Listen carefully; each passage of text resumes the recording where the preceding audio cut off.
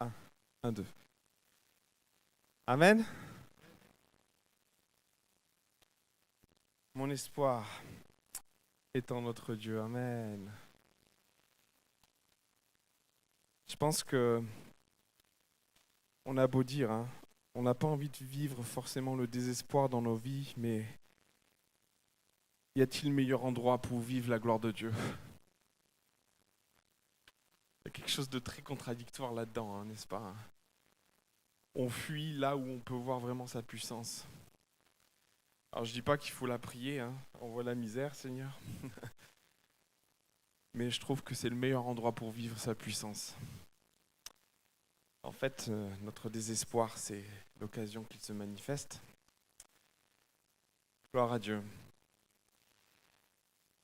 Qui a lu l'Apocalypse depuis? Allez-y. Qui s'est remis à relire l'Apocalypse? Très bien.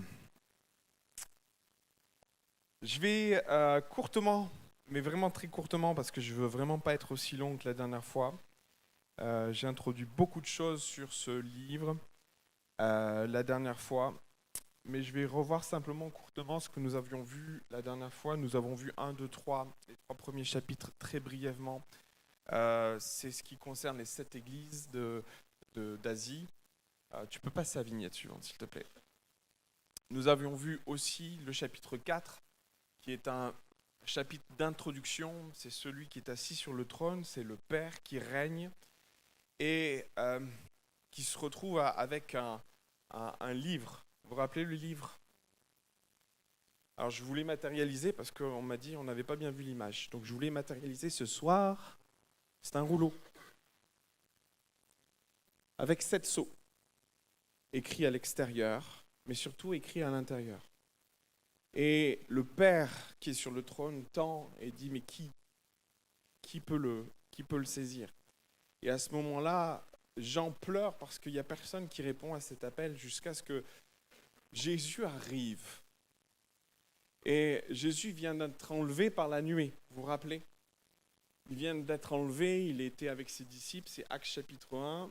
Et là, les disciples ne voient pratiquement plus Jésus, il est enlevé dans une nuée qui amène le Fils de l'homme auprès du Père.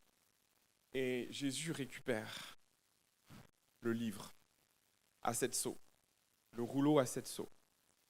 Et en effet, ce passage, et c'est le chapitre 5, c'est l'intronisation de Jésus. C'est tellement important de comprendre que ce chapitre est clé pour tout comprendre. Il est en effet l'agneau immolé, il est glorifié, il est là souverainement élevé. Il a le rouleau, qui s'apparente à une forme de sceptre, hein. C'est tellement particulier, mais que Jésus va défaire au fur et à mesure. Il va défaire les 7 sceaux, et c'est le chapitre 6 de l'Apocalypse. Et là, nous étions restés un petit moment sur le chapitre 6, le chapitre 7, le chapitre 8, qui relate ce que Jésus fait. Il libère les sceaux. Et en libérant les 3 premiers sceaux, nous l'avions vu, nous avions regardé ça ensemble, il a libéré les 4 premiers cavaliers de l'Apocalypse. Vous me suivez toujours? En libérant ces 4 cavaliers, il a ce que moi j'appelle, alors ça c'est moi, il a libéré la contre-attaque de l'ennemi. On peut passer à la vignette suivante.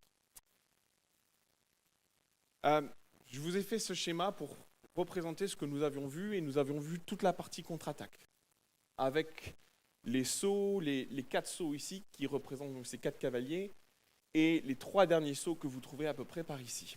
Et la contre-attaque va crescendo, elle va augmenter dans le temps, jusqu'à l'apogée, qui sera l'arrivée de l'Antichrist, ou l'Antéchrist, en fonction des versions et de ce que vous pouvez comprendre derrière.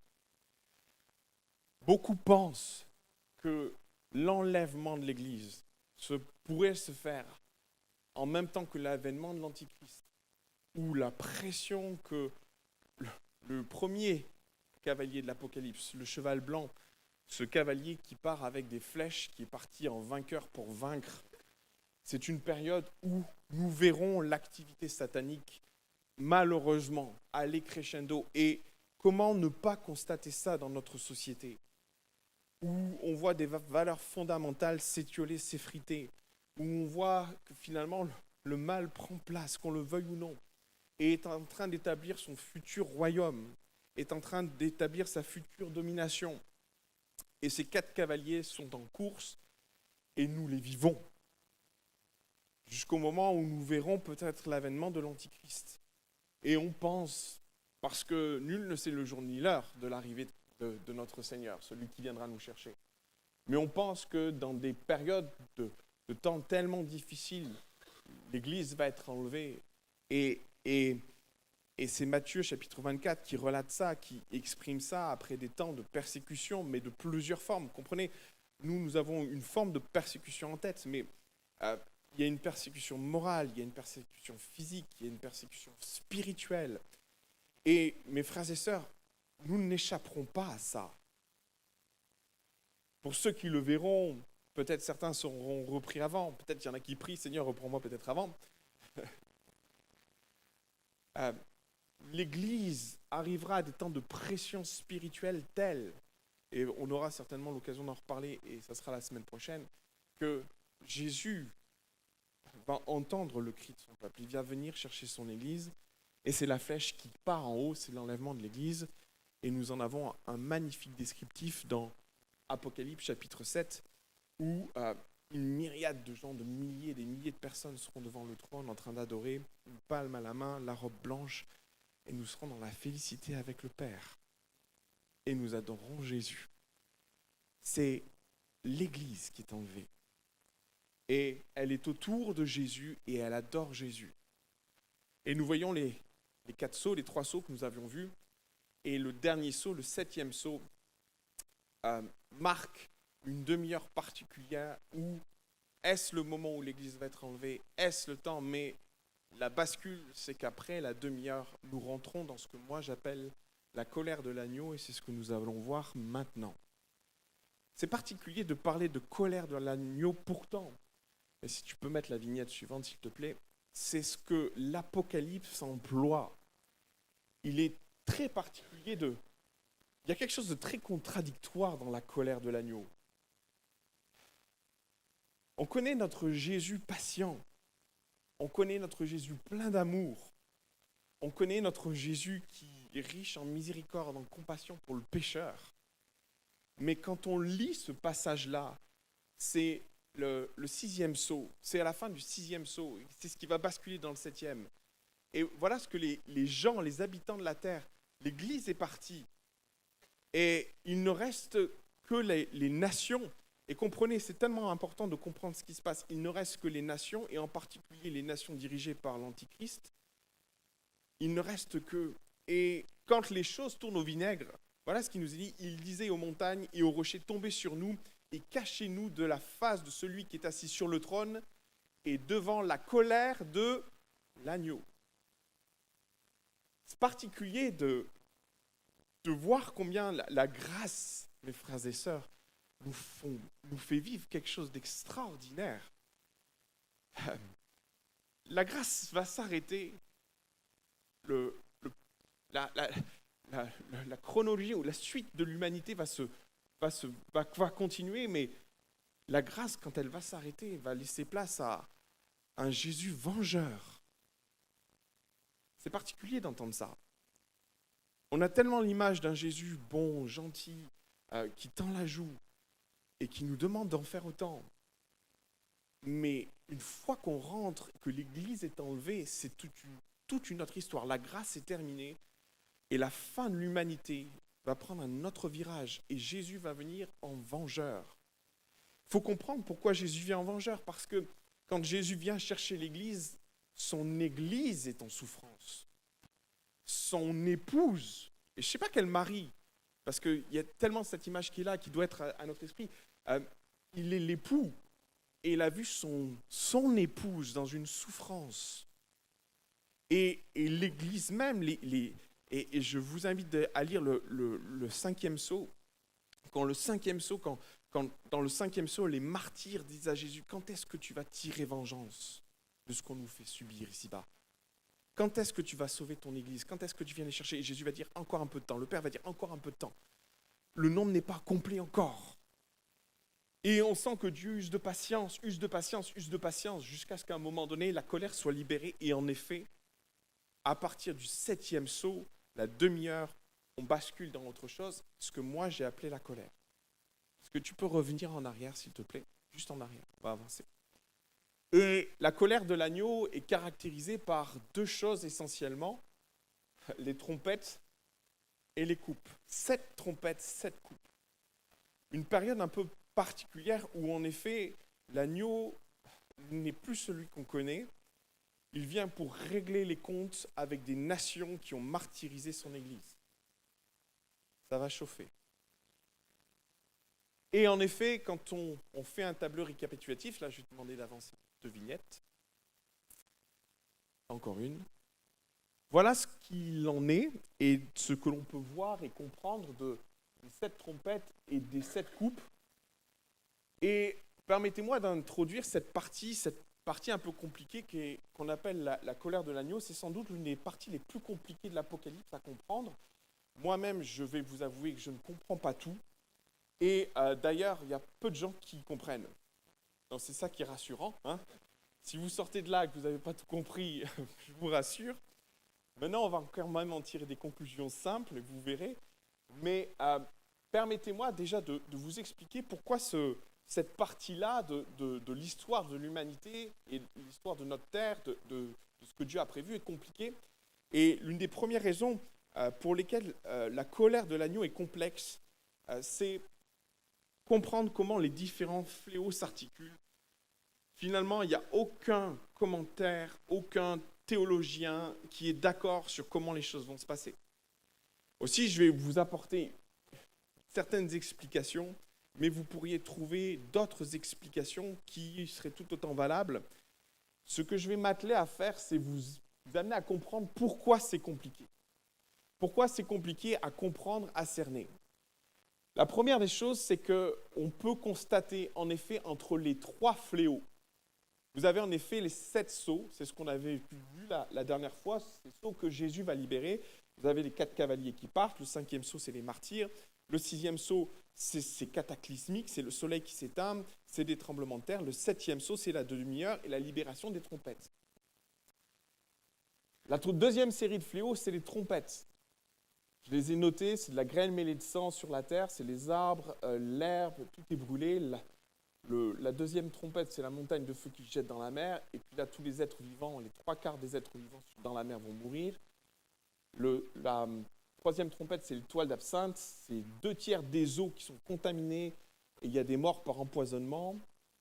Le 4e trompette, c'est 1/3 de la clarté de la terre qui disparaît. C'est le ciel, c'est le soleil qui s'obscurcit, la lune qui s'obscurcit, les étoiles qui s'obscurcissent. Et finalement, la terre vit une période où 1/3 de la clarté disparaît. La 5e trompette, c'est l'abîme, où un astre brillant va avoir la clé de l'abîme, va libérer, et c'est les fameuses sauterelles. Ça vous parle, les sauterelles? Il y a presque un chapitre qui est dédié à la description de ces fameuses sauterelles. Mais ce n'est pas étonnant. Qui piquent, elles ont un dard semblable au scorpion.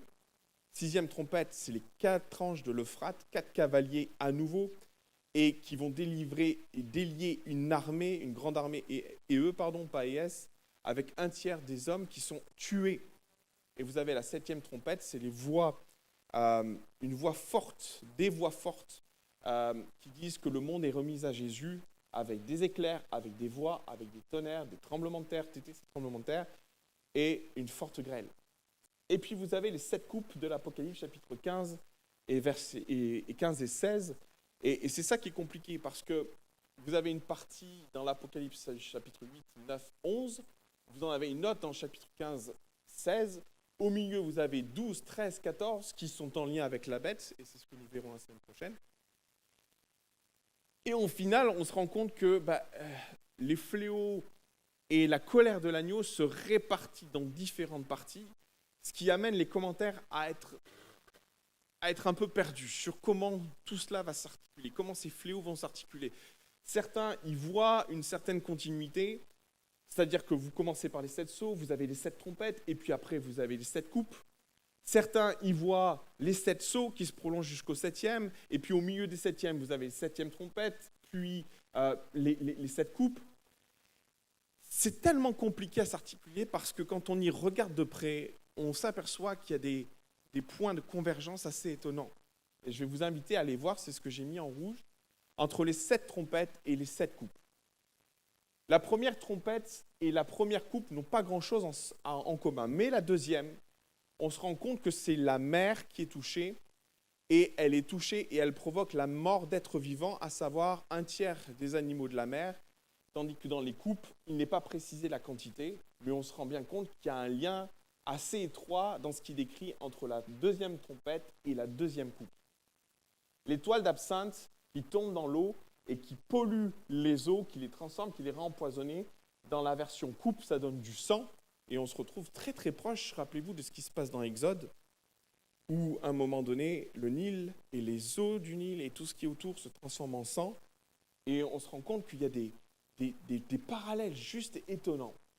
Vous avez la quatrième trompette, c'est un tiers des clartés, et le soleil et la lune et les étoiles qui disparaissent, la terre est dans le noir, et quand on regarde la septième coupe, la quatrième coupe, c'est une coupe qui est versée sur le soleil, et finalement, c'est ce qui est très particulier, c'est que lorsque, au plus notre ciel s'obscurcit en termes de particules, nous vivons nous-mêmes le réchauffement climatique.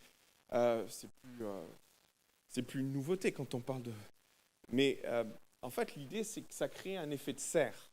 Et l'effet de serre accentue la chaleur. On verra de moins en moins le soleil. Pour autant, il fera de plus en plus chaud. Et finalement, c'est ce qui est décrit au travers de la coupe qui est versée sur le soleil. Finalement, c'est la chaleur qui va augmenter. Quoique la clarté va diminuer, l'effet de serre va augmenter et ça va brûler les hommes. Et on se rend compte finalement que la quatrième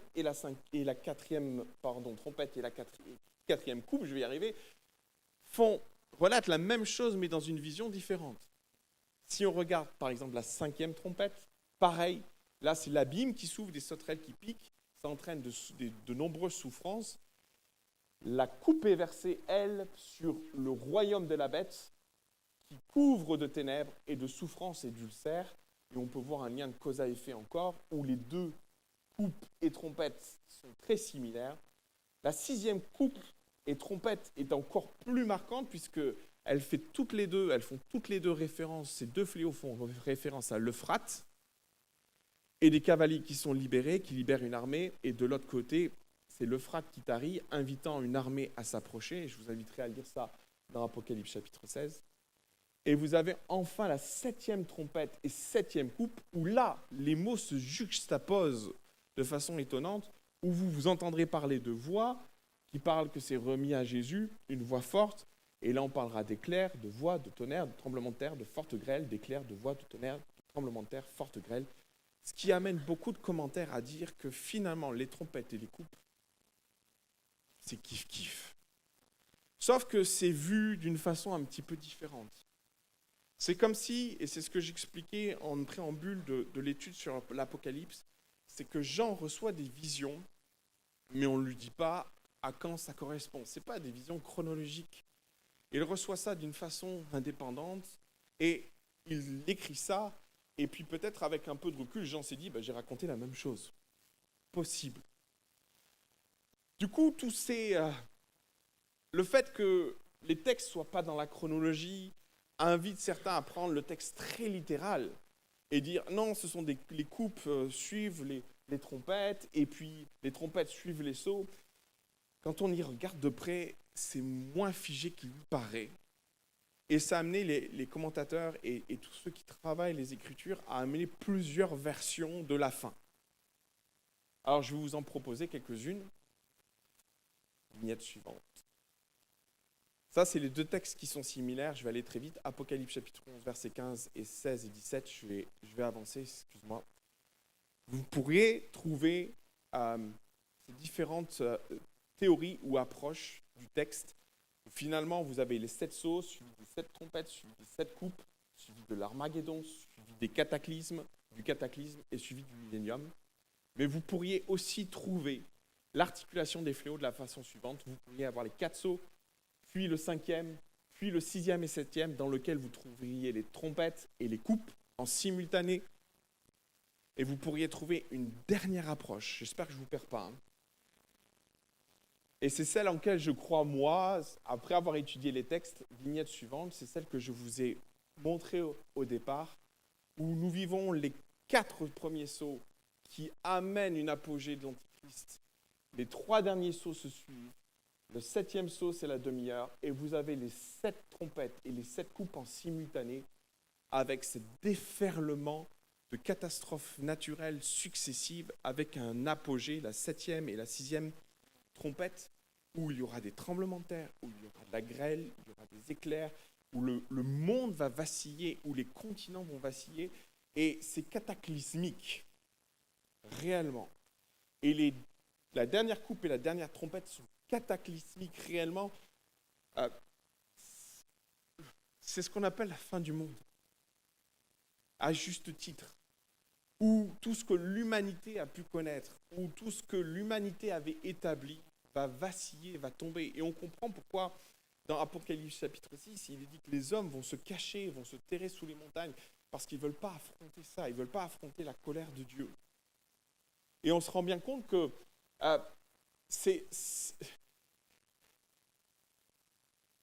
et ce n'est pas l'enfer.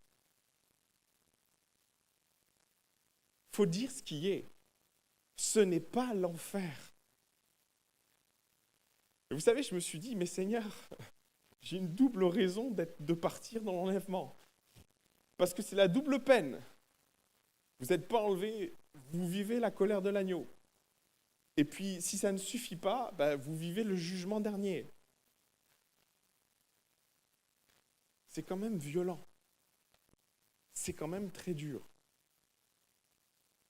Et finalement, les trompettes et les coupes, à mon sens, et moi, ce que j'en comprends et de ce que j'en établis, vont se passer simultanément dans des approches et des regards un petit peu différents. C'est comme si j'en regardais les choses d'une façon différente, mais on voit que ça va être une déferlante d'événements et de catastrophes où l'homme va souffrir, clairement.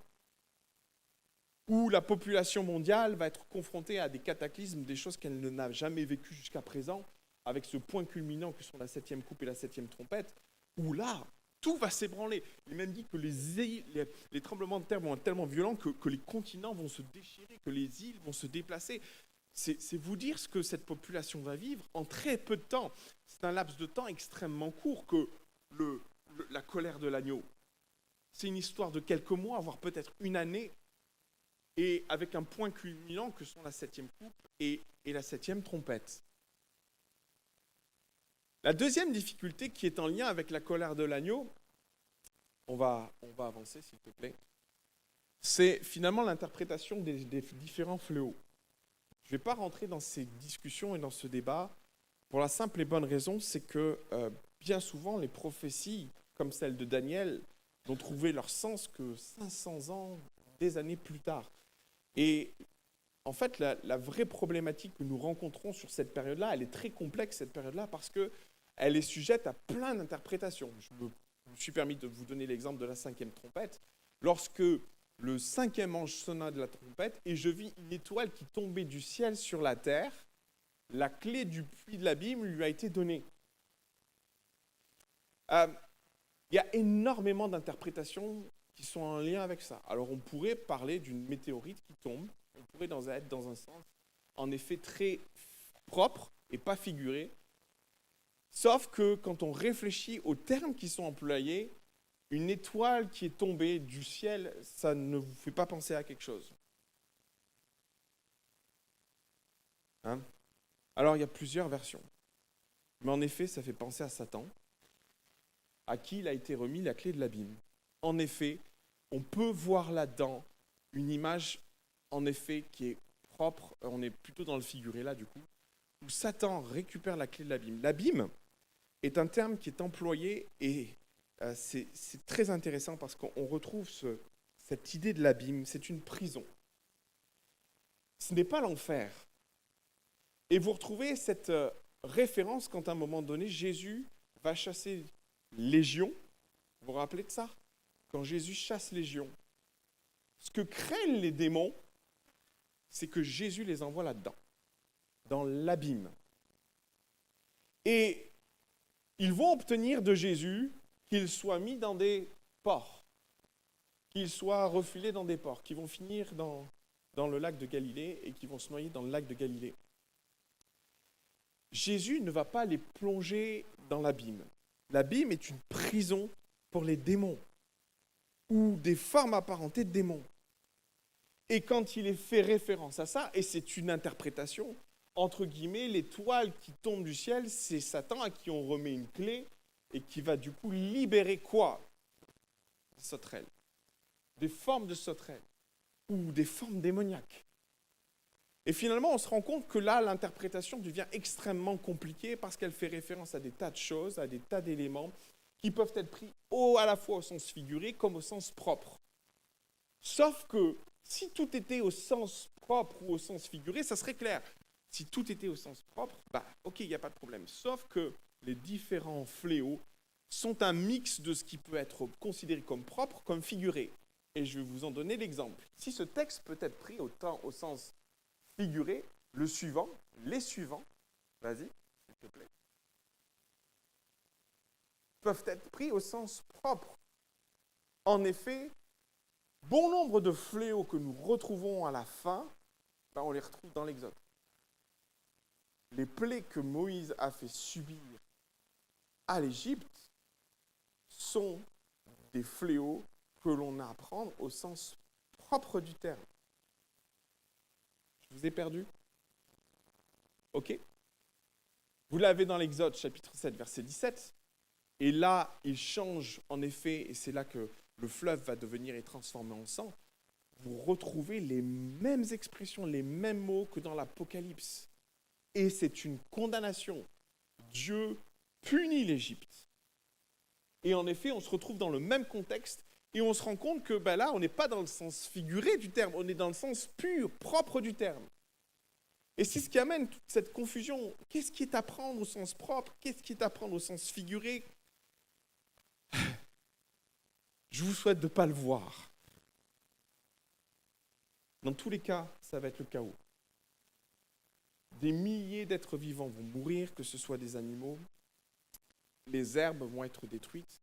Vous prenez l'Exode chapitre 9, verset 22, l'Éternel dit à Moïse, étends ta main vers le ciel, et il tombe de la grêle dans tout le pays d'Égypte, sur les hommes, sur les animaux, sur les herbes des champs.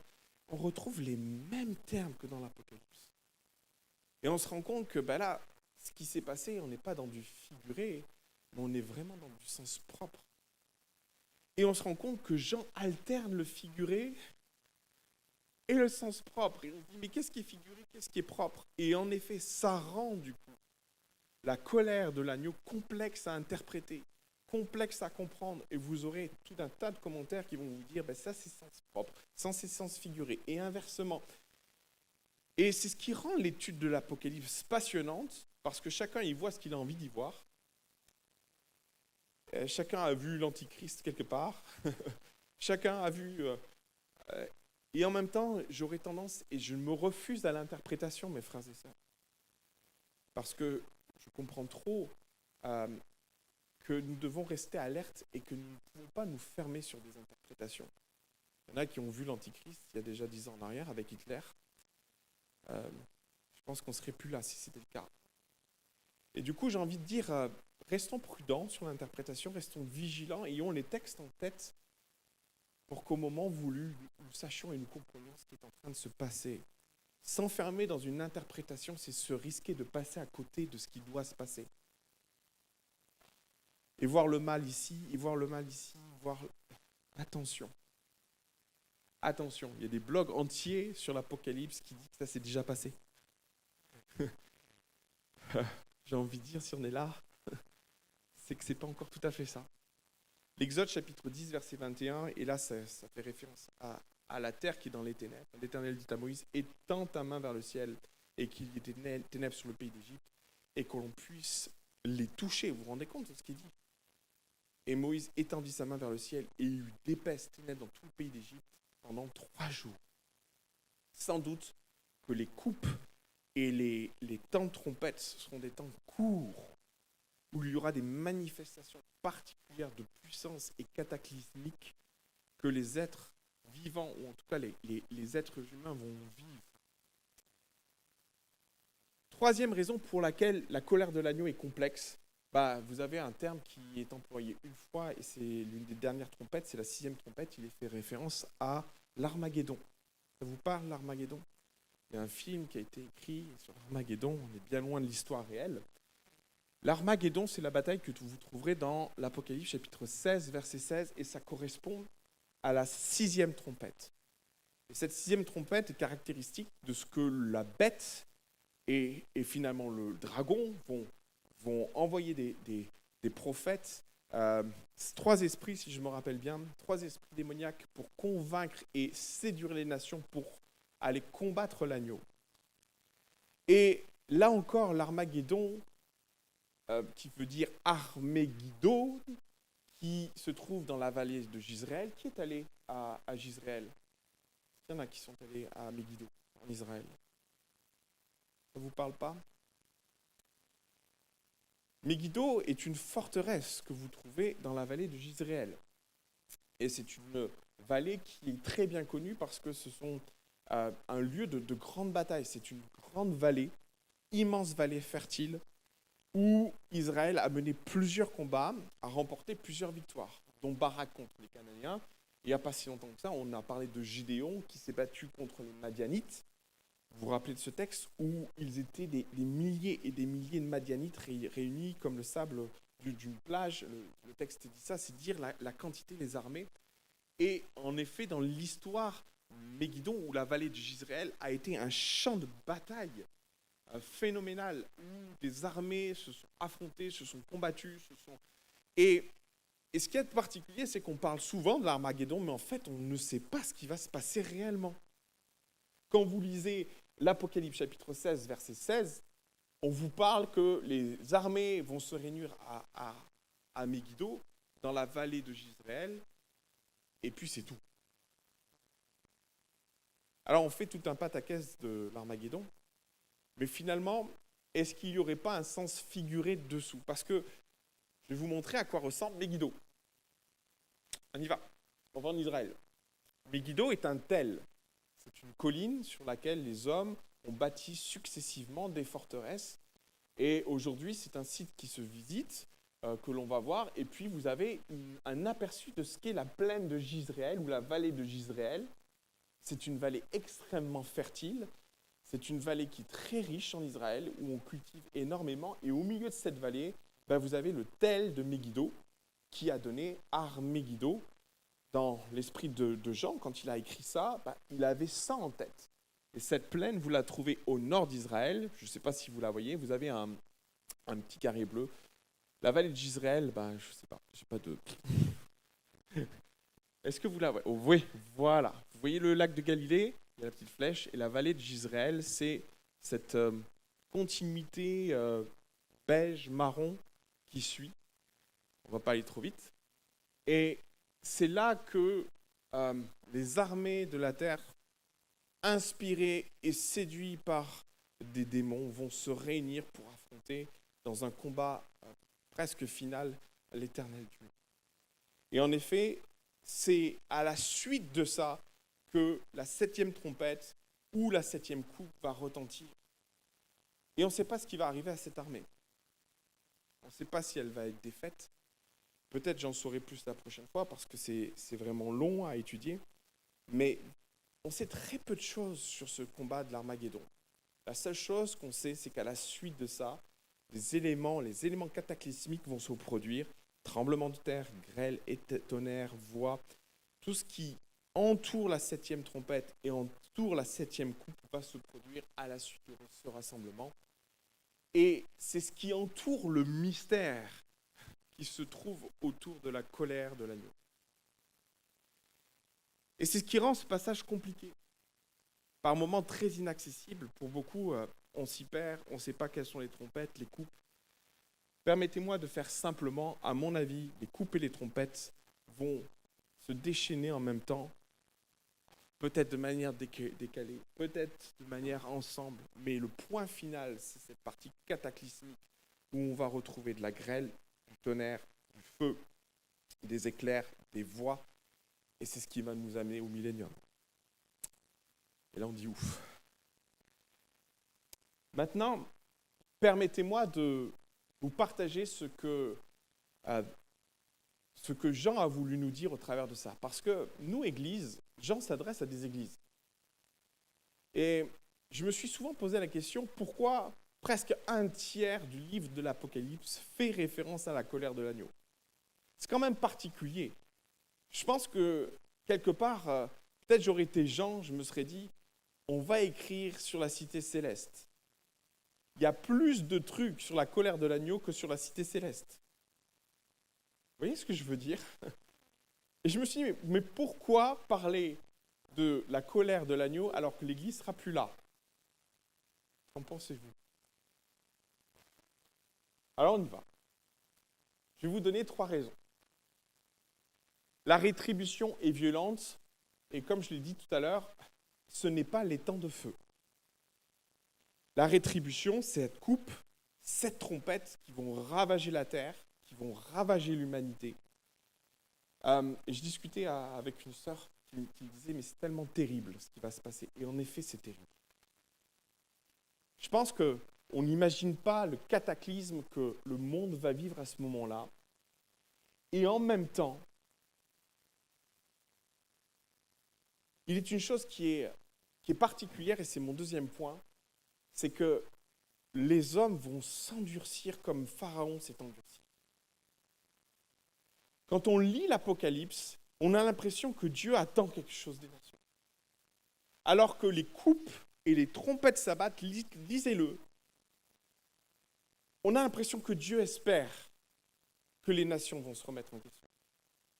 Et je vous ai mis un texte qui est tellement révélateur de ça. Les autres hommes qui ne furent pas tués par ces fléaux ne se repentirent pas des œuvres de leurs mains, de manière à ne point adorer les démons. Vous vous rendez compte où on en est? Les idoles d'or, d'argent, d'airain, de pierre de bois, et qui peuvent ni voir, ni entendre, ni marcher. Ils ne se repentirent pas de leur meurtre, ni de leur enchantement, ni de leur impudicité, ni de leur vol. Alors, déjà Christ est sans doute échaudé de son Église persécutée. Parce que ce jugement-là, il tombe sur les nations qui se sont attachées à l'Antichrist, qui ont adoré la bête. Et Christ, malgré cela, laisse quand même une espèce de porte ouverte. Mais si vous pouviez vous repentir, si vous pouviez vous détourner de vos voies, et on a l'impression même, ça fait partie des textes qui sont assez bluffants parce que Jésus est en train de régler ses comptes avec des nations qui ont meurtri son épouse. Et en même temps, on sent que Jésus serait attentif, ou le Père serait attentif à un moment donné à ce que ces nations se détournent de leur voie. Ça ne sera jamais le cas. Et les trompettes et les coupes traduisent la même chose. Vous prenez l'Apocalypse chapitre 16, verset 12, il y a un endurcissement, et au point que les nations vont blasphémer, ça va aller très loin. Elles pourraient se remettre en question, mais elles ne le feront jamais. Et c'est comme ça qu'on en arrive à cette extrémité de l'Armageddon, où les nations, dans une rébellion finale, à l'apogée de ce que peut être la rébellion conduite par l'Antichrist, conduite par la bête, conduite par le dragon, vont se retrouver à Megiddo pour affronter Dieu. Et on se rend compte, mais quelle folie! Mais quelle folie! Et il y a un aveuglement, il y a, et je l'ai mis, un endurcissement de cœur tel qu'on retrouve dans Pharaon, qui à un moment donné, à l'extrême de l'extrême, face à la nuée, face au feu, face aux 10 plaies, continue à poursuivre Israël, continue à vouloir détruire Israël. Alors on pourrait se dire, mais c'est catastrophique pour ces gens. Oui, mais la vérité, c'est que leur cœur sera tellement endurci qu'en fait, on ne peut plus rien faire pour eux. Et c'est d'ailleurs ce que Jésus va dire. Il va dire travailler tant qu'il fait jour, et il dit il faut que je fasse ce que j'ai à faire tandis qu'il est jour, les œuvres de celui qui m'a envoyé. Et il dit la nuit vient, personne ne peut travailler. Et on se rend compte que quand Jésus va enclencher les 7 dernières trompettes ou les 7 dernières coupes, en fait, on ne pourra plus rattraper le monde dans sa folie. On ne pourra plus rattraper le monde dans leur folie. Et quelque part, ce n'est pas ce, j'ai pas envie de dire que c'est ce qui justifie ce qui va se passer, mais si quelque part, le monde court à sa perte et il va y courir dans un aveuglement le plus total, jusqu'à vouloir même affronter Dieu, vouloir combattre Dieu.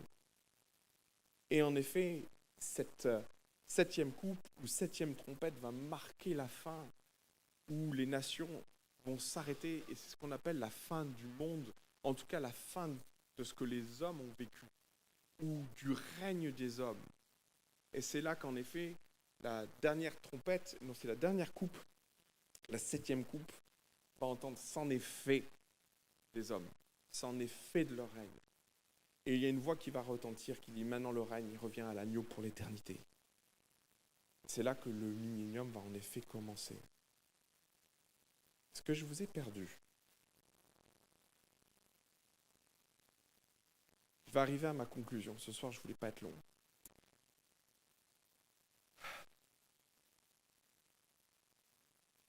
Jésus est vengeur, mais on sent au fond du cœur de notre Dieu cette miséricorde qu'il ne pourra pas répandre sur une nation aveuglément disposée en finir. Et en même temps, ce qui m'a, moi, interpellé, c'est cette parole de Jésus que l'on doit mettre en parallèle. Quand Jésus dit ça, je pense qu'il faut s'en imprégner parce que c'est clairement l'une des raisons pour laquelle Jean nous fait part de ce qui doit se passer. Je ne pense pas que Jean ait voulu nous dire ça pour le plaisir et je ne crois pas que derrière Dieu, comme je le dis, jamais Dieu parle gratuitement, mais il doit interpeller notre cœur quant aux nations et par rapport à ce à quoi elles sont appelées. On ne peut pas rester de marbre par rapport au jugement qui arrive. On ne peut pas rester de marbre par rapport à ce temps particulier où ça ne servira plus rien de parler et d'essayer d'œuvrer. Quand l'Église sera partie, ça sera trop tard. Mais tant que l'Église est là, elle a un rôle tellement important, il faut qu'elle travaille. Tant qu'il fait jour, mes frères et sœurs, il faut que l'Église travaille. Et quand on regarde, quand Jean met tout cela en lumière, les 7 coupes, les 7 trompettes, il y a comme ce cri du cœur de Dieu qui dit, mais regardez ce qui les attend. Allez-vous vous satisfaire de votre salut au point de fermer les yeux sur ce qui attend le monde? Et au plus nous prenons, nous, conscience de cette réalité, c'est sans doute ce que Jean a voulu faire. Il met plus l'accent, vous vous rendez compte, il met plus l'accent sur la colère de l'agneau que sur le paradis. Je veux dire, s'il y avait quelque chose qui devait peut-être nous motiver à nous maintenir, en effet, il fallait écrire plusieurs livres, plusieurs chapitres sur ce qui allait se passer derrière, sur la félicité et sur la royauté. Jean met plus l'accent sur les 7 coupes et les 7 trompettes que sur la Nouvelle Jérusalem. Et je me suis dit, c'est comme un cri du cœur de Dieu à dire, mais Église, travaille tant qu'il fait encore jour. Église, prends conscience de ce qui attend le monde. Prends conscience de ce que tu es appelé à faire, parce que nous sommes le sel de la terre. Nous sommes ceux que Dieu a appelés, non seulement pour vivre la félicité, en effet, mais Dieu nous appelle à être ceux qui travaillent ici-bas, pour voir le royaume des cieux s'établir. Nous sommes appelés à construire l'Église. Nous sommes appelés à travailler tant qu'il fait jour, parce que quand la nuit viendra, en effet, le monde sera sur une pente où elle ne pourra plus faire marche arrière. C'est terrible de penser ça. Mais il en sera fini de la grâce. Et tant que nous vivrons la grâce, mes frères et sœurs, notre rôle pendant cette période que je considère moi comme La tribulation, c'est un grand mot. On parle souvent de la grande tribulation. À mon sens, on y est déjà dedans, dans la grande tribulation. Mais il faut avoir conscience de ce qui attend le monde. Une fois que l'Église ne sera plus là, le jugement va s'abattre. Et l'aveuglement du monde va pousser le monde dans un extrême où il ne pourra plus faire marche arrière conduisant le monde à sa fin. Et Dieu nous dit, travaille, Église. Travaille, Église. Parle de moi, Église. Amène des âmes à se tourner vers moi. Amène des personnes et des âmes à se détourner de cette tribulation qui attend le monde et du jugement de l'agneau. Et j'aimerais que nous prenions la mesure de ça, de la gravité. C'est sans doute l'un des passages les plus graves des Écritures, les plus compliqués sans doute, les plus complexes à interpréter, mais c'est aussi l'un des plus tragiques, avec des milliers, des millions de morts, je veux dire, avec des souffrances, avec des cataclysmes, et cette colère de l'agneau qui est là. Vous avez tué mon Église. Vous avez persécuté mon Église. Et le cœur de Jésus, sortant malgré tout, attendant que ces nations fassent demi-tour, attendant que ces nations se repentent de leurs actes. Mais non, ils ne le feront pas. Ils iront jusqu'au bout de leur aveuglement.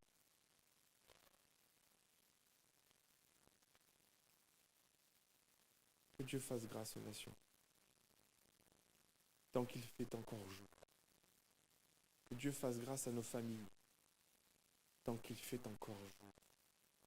Que Dieu fasse grâce à ceux que nous aimons, à nos amis, à nos enfants, tant qu'il fait jour. Et tant qu'il fait jour, encore une fois, que nous puissions œuvrer et travailler. Amen. J'aimerais juste qu'on puisse revenir sur le dernier tableau, sur celui-là, si tu veux bien.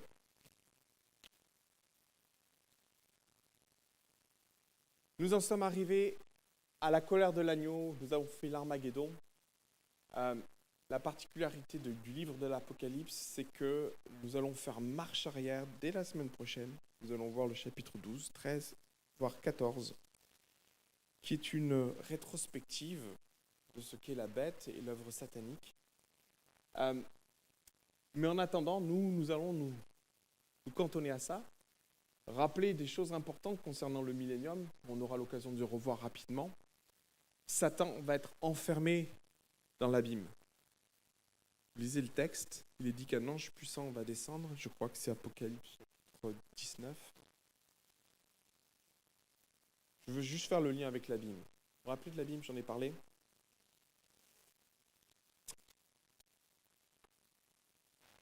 Voilà. Ah non, chapitre 20. Verset 3, il le jeta dans l'abîme. Puis je vis descendre du ciel un ange qui avait la clé de l'abîme et une grande chaîne dans sa main. Il saisit le dragon, le serpent ancien, qui est le diable et Satan, et il le lia pour 1000 ans. Il le jeta dans l'abîme, ferma celle à l'entrée au-dessus de lui, afin qu'il ne séduisît plus les nations jusqu'à ce que les 1000 ans fussent accomplis. Après cela, il faut qu'il soit délié pour peu de temps. Voilà ce qui va se passer. Lors de la bataille d'Armageddon, cet ange puissant va saisir, et là, on fait un bond énorme puisqu'on tombe dans Apocalypse chapitre 20. À la fin de l'Armageddon, avec les différents cataclysmes que va revêtir cette période qui est la fin de la colère de l'agneau et l'établissement du millénium, Satan, lui, va être pris, va être jeté dans l'abîme, fermé à clé avec une chaîne, et il ne pourra plus en sortir. Et pendant 1000 ans, Christ va régner sur terre. Ce sera un temps vraiment particulier que le millénium. On va en parler quelque peu la semaine prochaine. Et je vais en rester là pour ce soir. Vous l'avez bien compris quelques instants?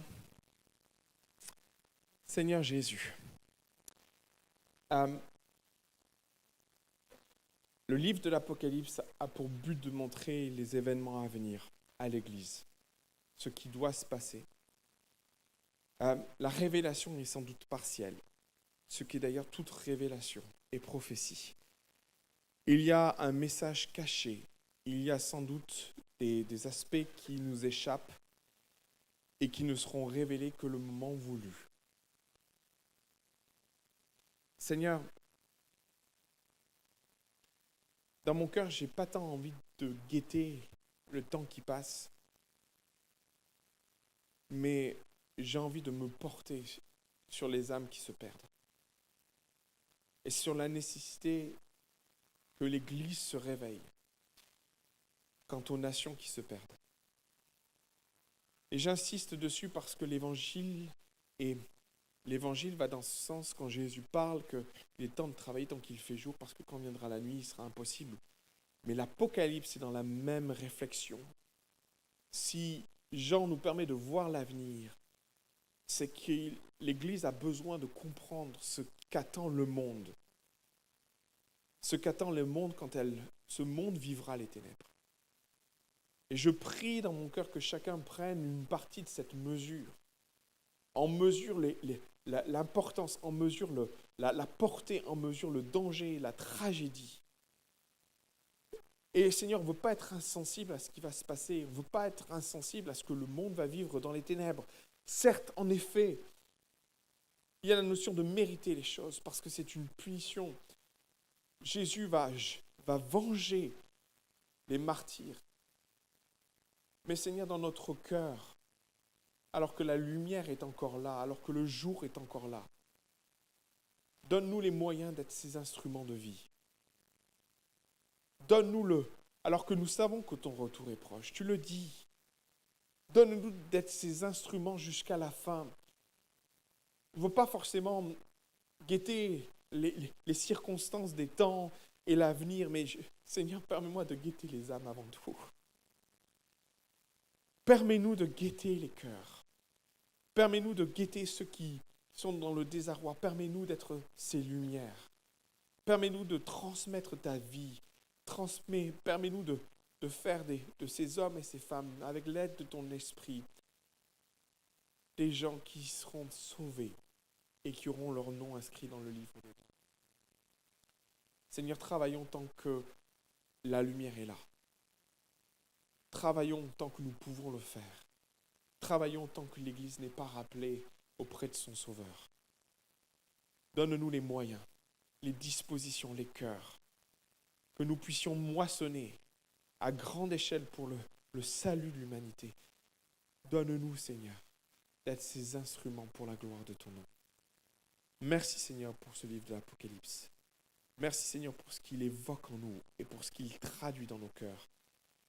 Qu'il germe en nous et qu'il devienne cet instrument de puissance pour le salut de l'humanité. Au nom de Jésus. Amen. Que Dieu vous bénisse. Bon courage pour la suite.